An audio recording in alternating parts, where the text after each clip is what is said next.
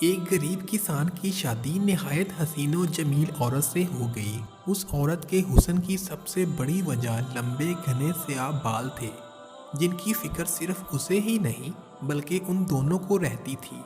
ایک دن کسان کی بیوی نے اپنے شوہر سے کہا کہ کل واپسی پر آتے ہوئے راستے میں دکان سے ایک کنگھی تو لیتے آنا، کیونکہ بالوں کو لمبے اور گھنے رکھنے کے لیے انہیں بنانا سنوارنا بہت ضروری ہے، اور پھر میں کتنے دن ہمسایوں سے کنگھی منگواتی رہوں گی۔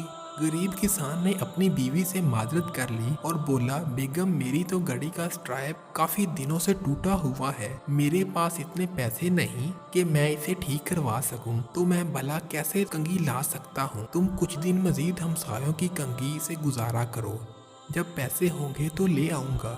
بیوی اپنے شوہر کی مجبوری کو سمجھ رہی تھی، اس لیے زیادہ تکرار نہیں کیا۔ کسان نے اس وقت تو بیوی کو چپ کروا دیا، لیکن پھر اندر ہی اندر اپنے آپ کو کوسنے لگا کہ میں بھی کتنا بدبخت ہوں کہ اپنی بیگم کی ایک چھوٹی سی خواہش بھی پوری نہیں کر سکتا۔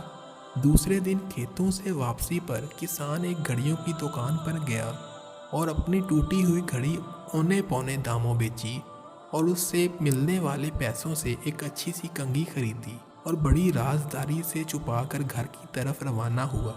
اس نے سوچا گھر جا کر بیوی کو سرپرائز دوں گا تو وہ بہت خوش ہوگی۔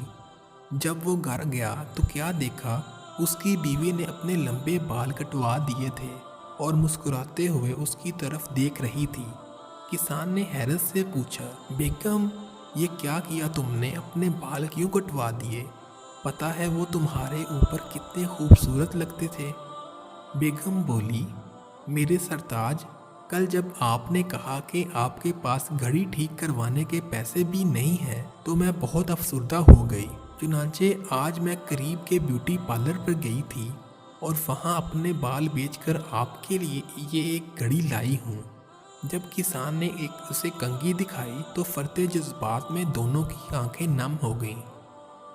محبت صرف کچھ دینے اور لینے کو ہی نہیں کہتے، بلکہ محبت ایک قربانی اور ایثار کا نام ہے، جس میں اکثر اپنی خواہشات اور جذبات کو صرف اس لیے قربان کر دیا جاتا ہے تاکہ رشتوں کا تقدس اور احترام برقرار رہے۔